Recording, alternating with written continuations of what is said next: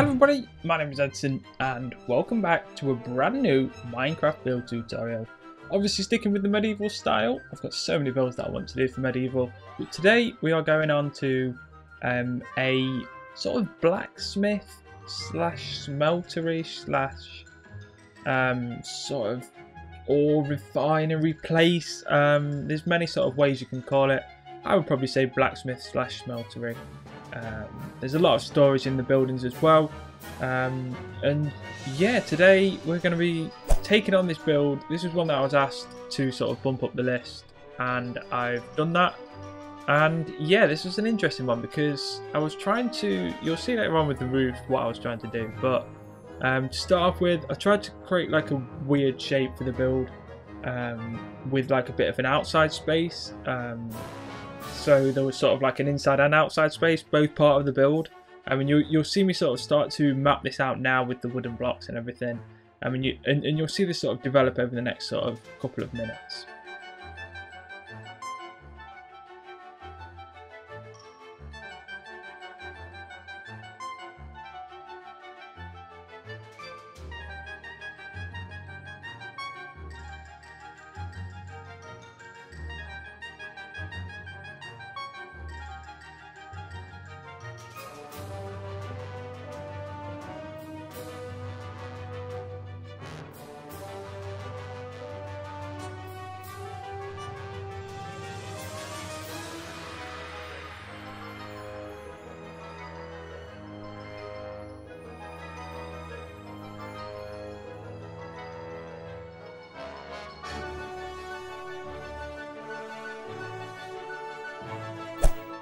As you can see there, that is the sort of like outline of everything. So you can see like the stone bits, they're the wall, and then the wooden bits, that's the house. And then from here on, I started to just lay down the base of the walls, and then start adding some, I think, windows and moss stone to this. And with the windows, to create like a random texture, I use some stained glass panes as well as some regular glass panes. And the stained ones that I used were black, just to obviously smelter in. There's going to be a lot of smoke, the glass might get stained, so I just randomly add them in. It adds like a cool effect, along with the same sort of thing that I do with the moss cobblestone. It just goes in randomly, and yeah, it was quite interesting to utilise that because I've never really done that in a build yet.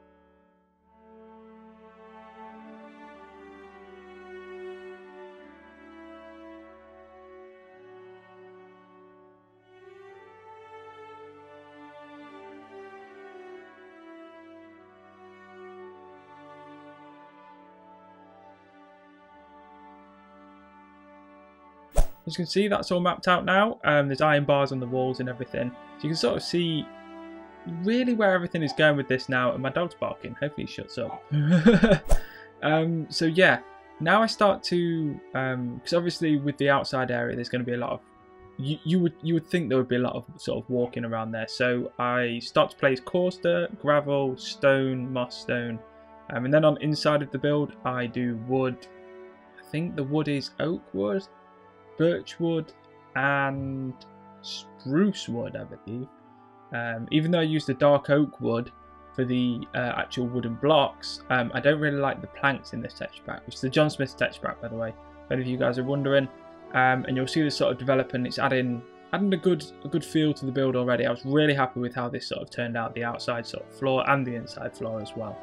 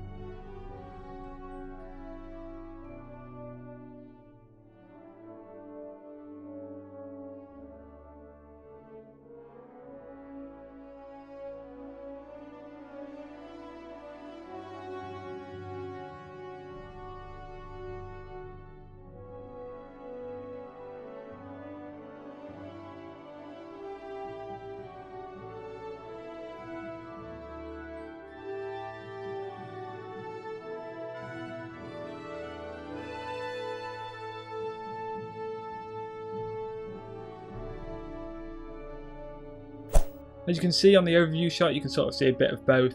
And this is where I was really happy with it. I was like, yeah, this build is going places. And next was the tricky bit. This is where I started to do the roof. Now, this was difficult. I wanted the random patterns with the wood. That sort of comes towards the end. But just getting the roof right was a bit difficult. Because I didn't really know if I wanted the roof on the outside bit. I eventually did go with that. I'm not sure whether you guys would want that.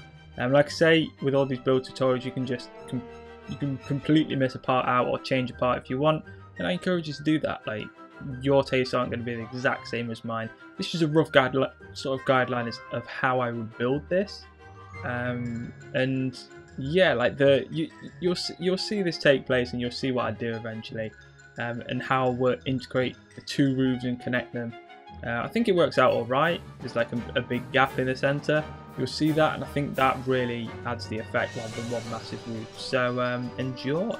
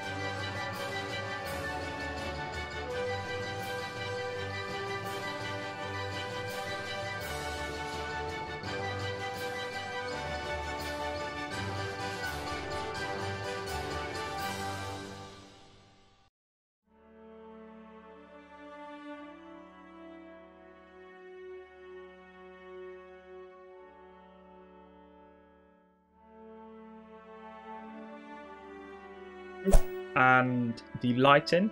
I did actually forget about the underside of the roof. I was just coming down here to do the lighting, then I was like, oh damn it, the roof, like this sort of underside of it, and on the inside as well. So I do the random pattern with that.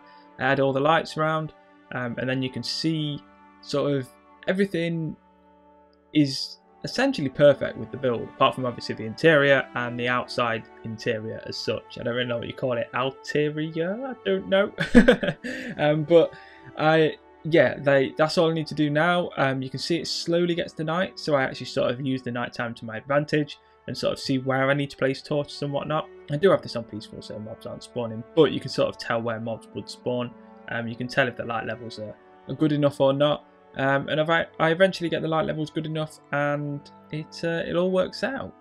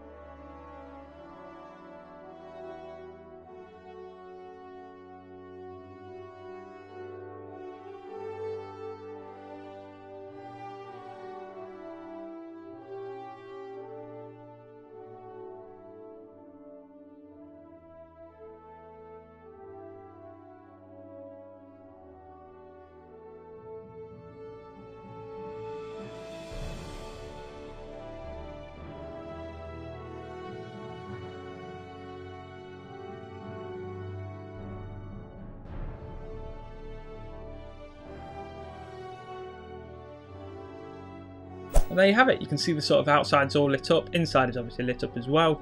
And then moving on to the final bit. After this, we are doing the outside and the inside, placing everything. Now I wanted a lava pit, 100%. I wanted the water pit as well. The water pit doesn't come till right at the end, so I didn't really know what I wanted with the lava pit. So and that's what I burnt myself. And then in the outside, I just randomly place a load of sort of like furnaces, a load of anvils, a load of chests, a load of crafting tables, and I don't really have any pattern to it. It's just sort of like randomness, because I think that's how it would be. There would be no sort of set place for a furnace. There'd be random furnaces, random places to do stuff, random chests, random stuff everywhere, and that's what I sort of go with, and you'll just see this randomly take place. In the inside, touching on the inside, I do actually sort of get a bit more structured and have a bit more sort of with a pattern on the interior. You'll see that sort of develop, but the outside is definitely completely random, and I quite like that. But like I say, if you guys wouldn't like that, then you can completely like add, like have a designated anvil area, a designated smelting area, a designated this, designated that. But for me, that's not unwanted. So yeah, this is how I did it.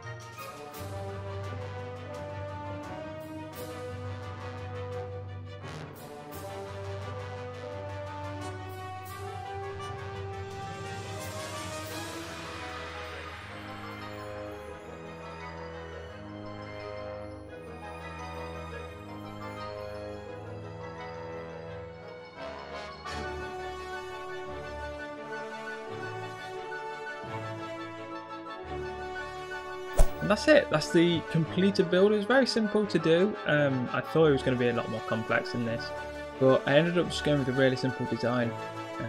I was going to add sort of some living quarters into it, but then I decided against it. I would have probably just split the house in two and added like a wall down the centre and had living quarters on one side and the storage and stuff on the other side, if I was going to do that, but I decided against it. But hopefully you guys have enjoyed this Minecraft medieval build tutorial. Let me know what you want me to go on to next. We've done loads of stuff now. I want to do a large house soon, because I've done the small house. I want to do a large house soon, but there's like another dozen things that I've got on the list to do. So let me know what you want me to do, and if it's on the list, then I'll bump it up. If it's not on the list, then I may add it to the list. And yeah, if you guys did enjoy this, make sure you leave it a like, make sure you leave it a comment. Also, make sure you go and check out the Project Minecraft link in the description below. Give it some diamonds or whatever you do, upvote it on Reddit, which you can find the link in that in the Project Minecraft link. And subscribe if you're new to the channel. And as always, I'll speak to you soon. Take care.